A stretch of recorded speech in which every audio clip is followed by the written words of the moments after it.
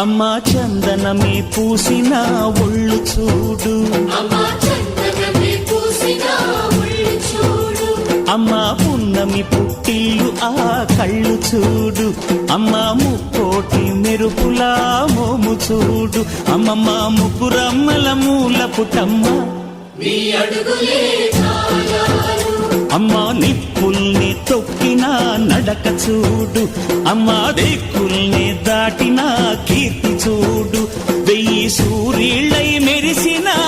శక్తిని చూడు, మనుషుల్లో దేవుడి